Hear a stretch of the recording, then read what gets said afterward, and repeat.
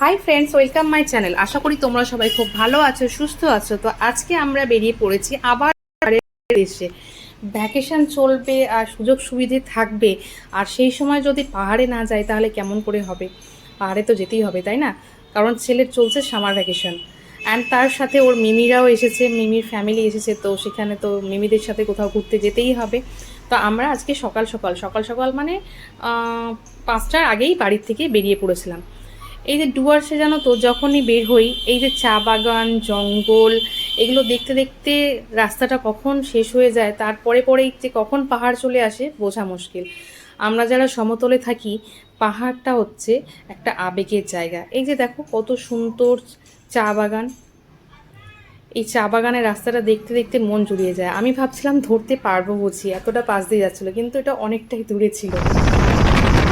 দেখো দেখতে দেখতে আমি বললাম না যে আমরা পাহাড়ের কাছাকাছি পৌঁছে যাবো। ওই যে ব্রিজটা দেখানোর চেষ্টা করলাম আমি একটু জুম করে, আমরা ওই ব্রিজটার ওপর দিয়ে যাব।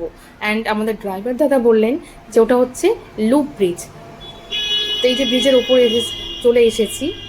এই যে পাহাড়ে উঠতে উঠতে আমি একটা জিনিস লক্ষ্য করলাম, যে যাদের হার্ট থেকে প্রবলেম আছে, যাদের হার্ট দুর্বল, এই সমস্ত জায়গায় না আসাই ভালো। কারণ 1 মিনিটের জন্য গাড়িটা সোজা চলে না। অ্যান্ড ড্রাইভার ভালো থাকতে হবে গাড়ির সাথে, মানে গাড়ি থাকতে হবে বড় চাকার। আমাদের যদিও ছিল ইনোভা, ছোট অল্টো নিয়ে তো আমার মনে হয় আসলে হয়তো আমি আসতে পারবো না। ছোট অল্টোতে মনে হবে যেন গরম হয়ে গেল, অস্বস্তি লাগছে। ইনোভা ছিল তাও ঠিকঠাক ছিল, কিন্তু মনে হচ্ছে বুলেরো টাইপের গাড়ি নিলে আমরা ভালো করবো। এই যে ব্রিজটা নিচ থেকে দেখলাম, দেখো আমরা এখন এই ব্রিজের ওপরে চলে এসেছি। দাদাকে বললাম একটু দাঁড়ান, বলছে এখানে দাঁড়ানো যাবে। তো যাই হোক, আমি আর জোরাজোরি করলাম না। দাঁড়ানো যেত আর না যেত, দাদা যেহেতু বললেন দাঁড়ানো যাবে না, তা আমি আর কিছু বললাম না। ঠিক আছে। তবে এই যে ব্রিজটাতে যাচ্ছি, দেখো গোল গোল ঘুরে ঘুরে ওপরে যাচ্ছি, আর আমাদের বাচ্চারা বলছে আমরা আরও ওপরে যাব, আরও ওপরে যাব। সত্যি খুব সুন্দর বানিয়েছে, কিন্তু অনেকটাই ওপরে। ওই জন্যই বললাম যে যাদের হার্ট দুর্বল কিংবা যারা উঁচু থেকে ভয় পায়, হাইট যে ফোবিয়া আছে, তাদের এই সমস্ত জায়গায় না আসাই ভালো। আর ড্রাইভার তো অবশ্যই ভালো নিতে হবে, কারণ একটু মানে এখানে কি কথাটা এটাই বলা যায়, নাজার হাঁটি দুর্ঘটনা ঘাটি, এরকম টাইপের একটা ব্যাপার। মানে 1 মিনিটের জন্য গাড়িটা সোজা যায় না। এর আগে দার্জিলিং গেছি, কিন্তু সেখানে এতটা মানে এরকমভাবে ছিল না। তো কেউ যদি দার্জিলিংয়ের এক্সপিরিয়েন্স নিয়ে ভাবে যে এটা খুব ভালো, যেতে পারবো আমরা, সেটা কিন্তু না। তবে হ্যাঁ, নেচার এই জায়গাগুলোতে আসলে নেচারকে এনজয় করতে হবে। তার সাথে সেফটি কিছু মেডিসিনস বলে দিই, যেটা আমরা নিয়েছিলাম। যে আমরা সবাই গ্যাসের ওষুধ খেয়েছিলাম, কারণ আমরা অনেক সকাল সকাল বেরিয়েছি। আর পাহাড়ি রাস্তায় তার সাথে সাথে দরকার খাবারের। বাড়িতে হোমমেড ফুড নিতে পারো, লাইট ফুড খেতে হবে, কারণ গাড়িটা যেহেতু 1 মিনিটও মানে সোজা যায় না, তার মানে বুঝতে পারছো রাউন্ড রাউন্ড করে এদিক দিয়ে ওদিক দিয়ে টার্ন নিতেই থাকে। তো ভরপেট খাবার খেলে পেটে প্রবলেম হতে পারে, তার জন্য লাইট ফুড খেতে হবে। আমার মনে হয় যে মোটামুটি একটা ডিস্টেন্স ওপরে উঠে গিয়ে তারপরে খাবার খেলেই ভালো। ফ্রুটস নিতে পারো, আমি আয়নার জন্য অ্যাপেল অ্যান্ড বানানা নিয়েছিলাম। এই যে এখানে একটা জায়গায় আমরা দাঁড়িয়েছিলাম, এখানে ব্রেকফাস্ট করার জন্য। এখানে আমরা রুটি সবজি খেয়েছিলাম, বাচ্চারা লুচি খেয়েছিল।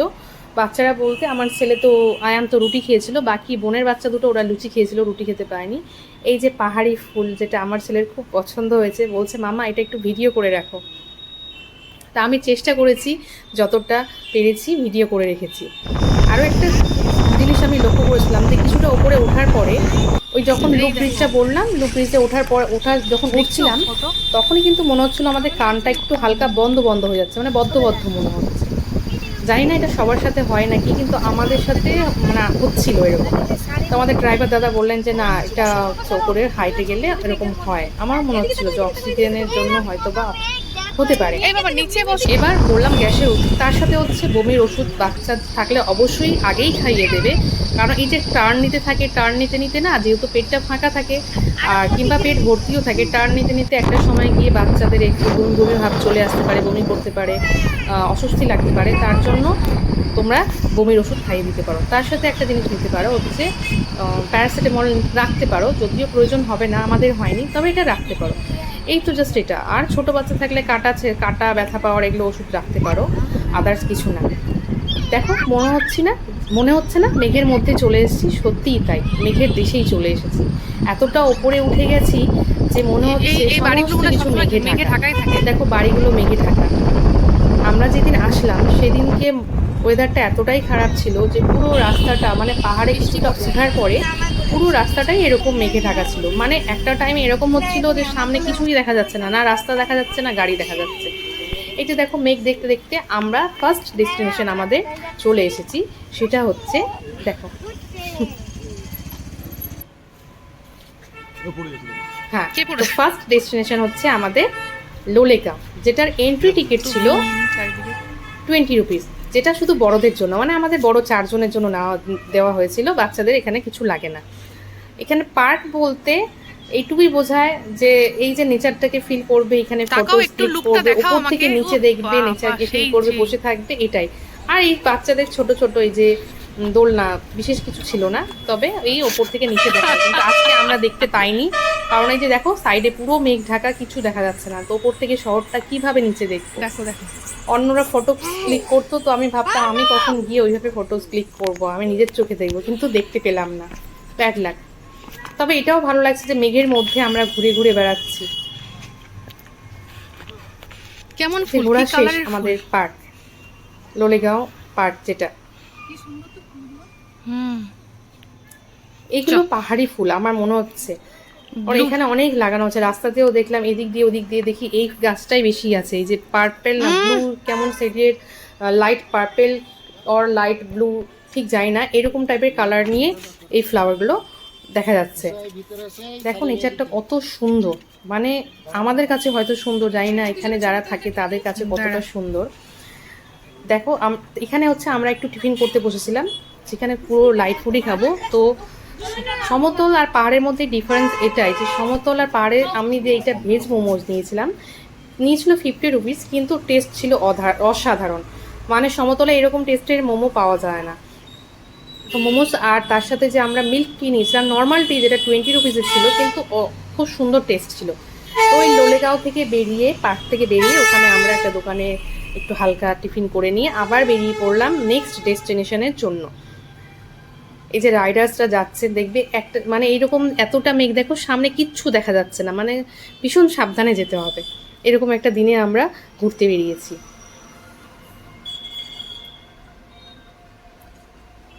সত্যি মনে হচ্ছে মেঘের দেশে চলে এসেছি, মেঘের মধ্যে শুধু ঘুরে বেড়াচ্ছি। আগে যখন দেখতাম অন্যদের ফটোজ, তখন ভাবতাম যে এদের ঠান্ডা লাগে না এতটা, তখন ভাবিনি যে এটা আসলে শীতকালের ঠান্ডা, মানে ফগ, কুয়াশা না, ফগ না, এটা হচ্ছে মেঘ। আর মেঘ তো ঠান্ডা কেন হবে, তাই না? তবে হ্যাঁ, ওপরের ওয়েদারটা একটু হালকা ঠান্ডা থাকে, ছোট বাচ্চাদের একটু ফুল স্লিভ জামা পরালে ভালো হয়।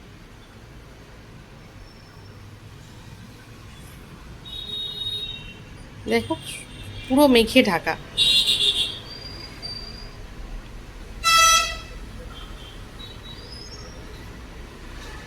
এই যে রাস্তাটা আমরা যাচ্ছি, রাস্তাটার কোনো মানে আমি যতটুকু পেরেছি ভিডিও নিয়ে রেখেছি, কারণ আয়ান বড় হলে ওকে দেখাতে হবে যে আমরা ওকে নিয়ে কোথায় কোথায় গেছিলাম ঘুরতে, অ্যান্ড রাস্তাগুলো কেমন কেমন ছিল। তবে পাহাড়ের একটা সুন্দর জিনিস, এই মেঘের সাথে হচ্ছে পাহাড়ে এই টার্নিং, তার সাথে সাথে হচ্ছে এই যে গাছগুলো এত সুন্দর লাগে দেখতে, দূর থেকে শুধু মাথা দেখা যায়, শুধু মাথা দেখা যায়। দেখ খুব সুন্দর লাগছে না দেখতে?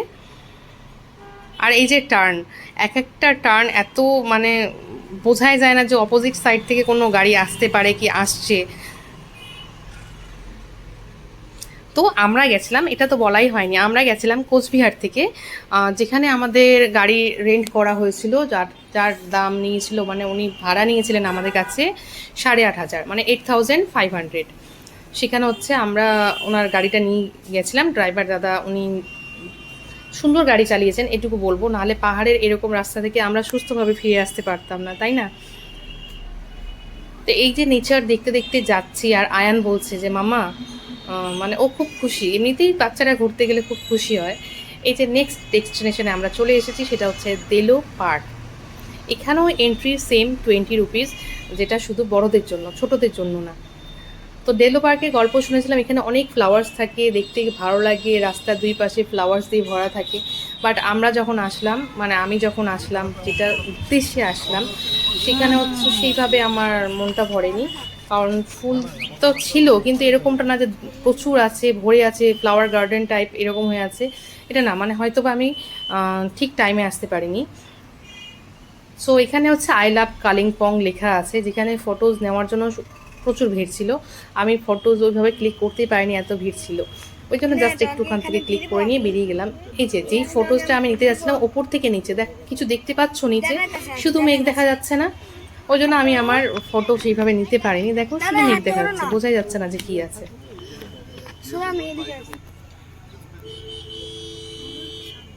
এদিকে তাকাও, এদিকে তাকাও। বোন হাসছে, সাথে সাথে আমি আর ছেলেও একটু ডান্স করে নিলাম।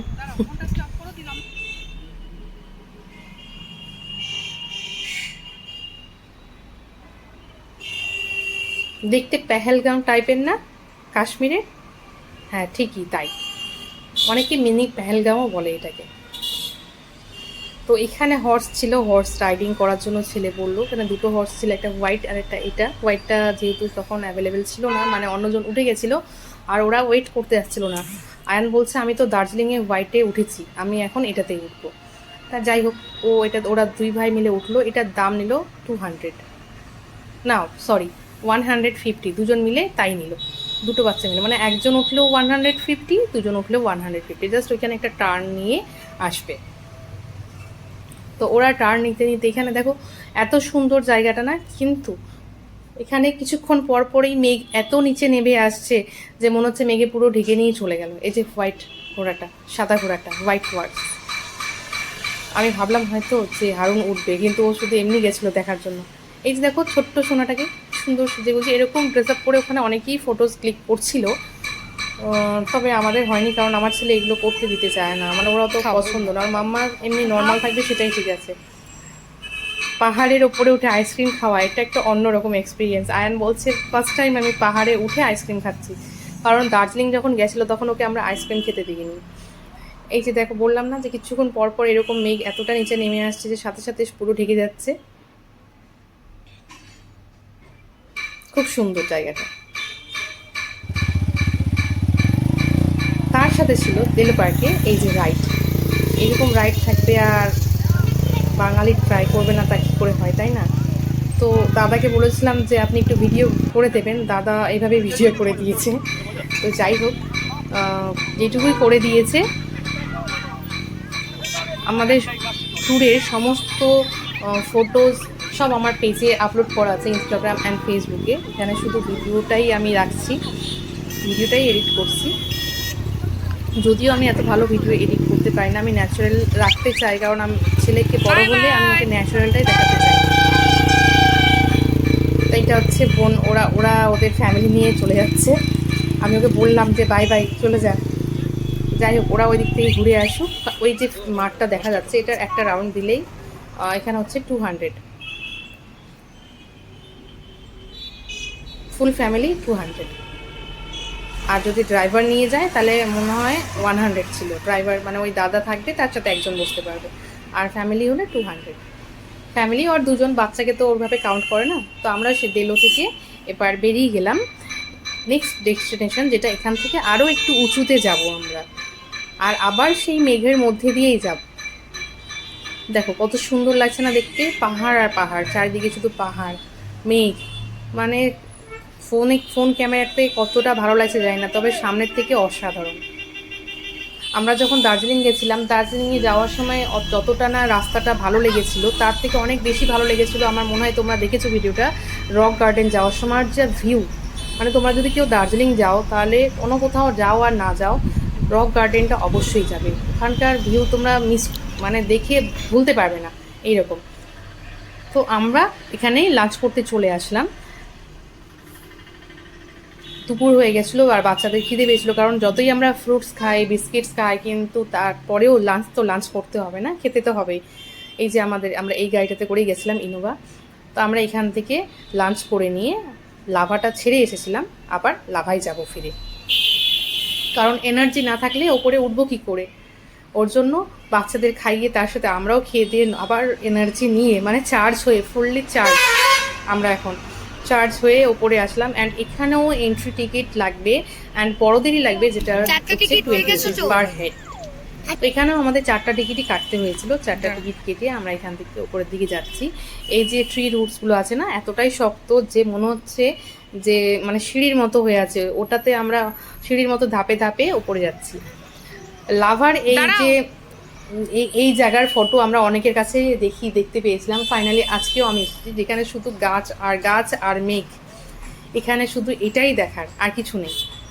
অ্যাকচুয়ালি আমরা যে এসেছি এখানে শুধু নেচারটাকে দেখার, ওপর থেকে নিচে দেখবে, মেঘ দেখবে, মানে এতটা হাইটে আছে, মানে মানুষ গিয়ে মেঘের মধ্যে থাকে। নিচ থেকে ভাবাই যায় না যে মেঘের ওপরে মানে এরকম আছে, শহর আছে কি, মেঘের ওপরে এরকম গ্রাম আছে কি, জায়গা আছে যেখানে মানুষ থাকে। এখানে একটা ওয়াচ টাওয়ার আছে, যেটার থেকে কিছুই দেখা যায় না, কারণ মেঘে ভরা আছে, চারিদিক মেঘে ঢাকা আছে। যদি মেঘ না থাকতো তাহলে অনেক দূর পর্যন্ত খুব সুন্দর দেখা যেত। তো ওয়াচ টাওয়ারটা মিস করলাম না, উঠে ওখান থেকেও আমরা একটু দেখলাম, দেখে নিয়ে নেমে গেলাম, কারণ কিছুই দেখতে পেলাম না। এবার এখান থেকে আমরা বেরিয়ে যাব, কারণ যেহেতু আমাদের একদিনের এই ট্যুরটা ছিল, একদিনের, তো তার জন্য সন্ধে হওয়ার আগে আমাদের পাহাড় থেকে নামতে হবে। আর পাহাড় থেকে লাভা থেকে সমতলে যেতে 5 ঘন্টা টাইম লাগবে, মানে 4.5 থেকে 5 ঘন্টা টাইম লাগবে। ওই জন্য আমরা আর দেরি না করে লাভা থেকে বেরিয়ে গেলাম। সামনে ছিল মনস্ট্রি, যেটা যাওয়ার ইচ্ছা ছিল খুব আমার, কিন্তু বাচ্চারা সবাই ঘুমিয়ে গেছিলো, মানে এত টায়ার্ড। এবার বাচ্চাদেরকে না নিয়ে যেতে পারলাম, এই যে দেখো, না রেখে যেতে পারলাম, তার জন্য মনস্ট্রিতে আর ঢুকতে পারলাম না। অনেকটা দেরি হয়ে গেছিলো, তখন প্রায় 4:30 হয়েই গেছিলো। আর আমাদের ড্রাইভার দাদা বলছিল যে তাড়াতাড়ি যেতে হবে। তো যাই হোক, যেহেতু দিন বড় আছে বলে আমরা অনেকটা টাইম পেলাম ঘোরার, না হলে এখানে এসে স্টে করতেই হতো। আমাদের স্টে করারই কথা ছিল, কিন্তু কারণবশত আর স্টে করতে পারলাম না, কারণ পরের দিনই বোনের টিকিট আছে, ওরা চলে যাবে।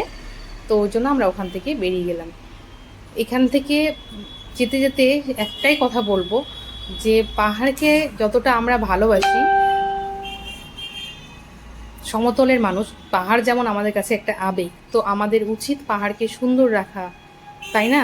পাহাড়ে এসে অযথা নোংরা ফেলে, গার্বেজ, মানে পাহাড়ের গায়ে গায়ে যে জায়গাগুলো থাকে সেখানে অযথা যেখানে সেখানে নোংরা ফেলে পাহাড়টাকে নোংরা প্লিজ করবেন না। একটা সুন্দর জায়গায় ঘুরতে এসে যদি ওখানে নোংরা করে রেখে যান, তাহলে কেমন করে ভালো লাগে বলুন? এরকম অনেক জায়গায় দেখলাম, যারা খেয়েছেন, খেয়ে দিয়ে যেখানে সেখানে যা তা ফেলেছেন, ওরকম করবেন না প্লিজ।